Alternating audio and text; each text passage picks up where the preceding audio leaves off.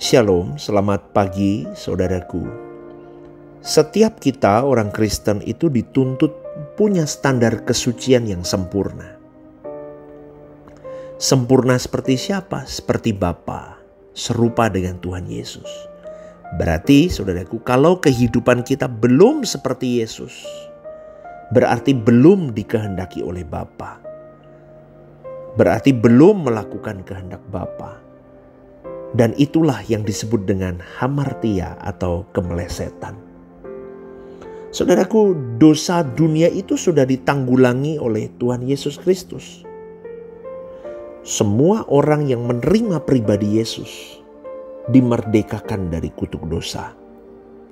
Kutuk dosa artinya kemerdekaan dari akibat dosa Adam itu. Tetapi keadaan orang percaya harus suci. Artinya apa? Selalu bertindak sesuai dengan pikiran dan perasaan Allah. Dan orang percaya dituntut untuk hidup tidak bercacat celah. Itu terdapat di dalam 1 Tesalonika 4 ayat 7. Tidak bercacat celah tuntutannya. Yang kedua, kudus seperti Bapa. Itu terdapat dalam 1 Petrus 1 ayat 13-17. Maka Paulus berkata dalam 2 Korintus 5 ayat 9 berkata, aku berusaha untuk berkenan kepada Allah. Berat loh saudaraku untuk mengikut Tuhan itu. Maka pengertian dosa menurut umat PB ini penting sekali bagi orang percaya. Sebab ini akan menjadi dasar hidup bahwa Allah memanggil orang percaya bukan saja untuk sekedar jadi orang baik, tetapi jadi orang sempurna di mata Allah. Karena ukuran kesucian umat PB adalah Allah itu sendiri. Artinya hidup sesuai dengan kehendak Allah. Dan bagi umat PB, kata dosa yang paling sering atau paling banyak digunakan itu hamartia. Kata ini berarti sebuah kemelesetan. Kata hamartia dari pengertian katanya sendiri berarti luncas atau tidak kena sasaran atau tidak tepat atau meleset. Sebenarnya saudaraku, kata itu sendiri secara etimologi tidak mengandung unsur atau makna kejahatan. Ibarat suatu target ketika menembak. Tembakan itu tidak tepat pas di tengah sasaran, berarti itu meleset. Itulah arti dari hamartia. Untuk orang percaya, engkau dan saya, saudaraku. Dosa bukan hanya berarti melanggar hukum atau norma hukum. Tetapi dosa adalah segala sesuatu yang tidak sesuai atau meleset atau menyimpang dari kehendak Allah. Jadi tidak sesuai dengan pikiran dan perasaan Allah, itulah hamartia. Dan kesanggupan untuk mengerti kehendak Allah sudah diberikan Tuhan kepada manusia sejak semula. Jadi manusia yang sesuai rancangan Allah adalah manusia yang tidak membutuhkan hukum seharusnya, peraturan, syariat. Tetapi memiliki kesanggupan untuk mengerti kehendak Tuhan. Mengerti kehendak Tuhan, tahu apa yang baik, tahu apa yang berkenan, tahu apa yang sempurna, dan melakukannya. Maka dalam hal ini saudaraku, hendaknya kita tidak memahami bahwa akibat terdahsyat kejatuhan manusia dalam dosa adalah manusia harus mati, menderita, sakit, dan masuk neraka. Mereka semua itu merupakan tragedi yang sangat menyedihkan itu semua.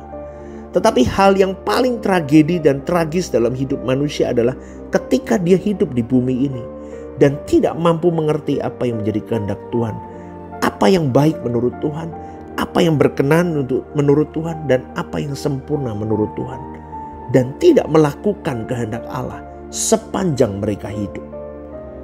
Itu sebuah ketragisan hidup, dan itulah kemelesetan manusia. Dalam hal ini saudaraku, kehendak Tuhan tidak cukup diwakili dengan hukum-hukum, dengan peraturan-peraturan, tidak cukup. Hukum dan peraturan sebanyak apapun dan sejelas apapun tidak akan dapat memuat apa yang menjadi kehendak Tuhan. Tidak bisa memuat apa yang menjadi isi dan pikiran Allah. Secara penuh, secara utuh, tidak bisa. Tidak bisa saudaraku, saya katakan ini jujur, tidak bisa. Hukum dan peraturan tidak dapat menampung atau memuat keadaan atau kehendak yang Tuhan inginkan. Karena kehendak Tuhan itu tidak terbatas. Perasaan Tuhan juga tidak bisa diwakili dengan huruf-huruf. Maka Tuhan memberikan Roh Kudus-Nya kepada manusia untuk terus menggarap hidup kita, menggarap hati, menggarap pikiran, sehingga manusia dapat mengerti kehendak Tuhan, sehingga manusia dapat melakukan kehendak Tuhan dengan sempurna. Jadi saudaraku, melakukan hukum bukan tujuan bagi orang percaya.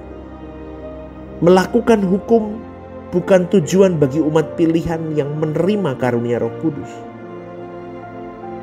Orang yang menerima karya keselamatan Allah dalam Yesus Kristus adalah orang-orang yang beradab, bermoral mulia, dan tidak mendatangkan bencana bagi sesamanya, tanpa dibayang-bayangi atau ditekan oleh hukum. Beda kan saudaraku? Dan kebaikan moral Allah atau kesucian Tuhan dapat menjadi naturnya, menyatu dalam jiwanya. Inilah kesucian yang sejati. Jadi pada dasarnya adalah kesucian itu berkenaan bagaimana hidup seseorang di hadapan Allah. Hanya manusia yang dapat hidup di hadapan Allah adalah manusia-manusia yang menggarap hidupnya selalu berkenan di pemandangan Allah, yaitu dengan melakukan segala sesuatu yang Tuhan kehendaki dan yang Tuhan rencanakan secara tepat. Inilah kehormatan dan kebesaran kita sebagai manusia ciptaan Tuhan. Berkenan di hadapan Tuhan adalah hal yang paling rumit saudaraku, hal yang tersulit dalam kehidupan ini. Inilah yang harus diperjuangkan, lebih dari memperjuangkan segala sesuatu. Karena berkenan di hadapan Tuhan adalah harta abadi yang tidak akan pernah bisa diambil oleh siapapun. Dan Tuhan tidak mengizinkan orang yang tidak berkenan di hadapan Tuhan untuk memasuki kerajaannya. Dan orang yang gagal berkenan di hadapan Tuhan, berarti dia gagal menjadi anak-anak Allah. Sebab anak-anak Allah yang benar memiliki ciri berkenan di hadapan Tuhan. Renungkan ini saudaraku. Dan selamat beraktivitas. Tuhan memberkati.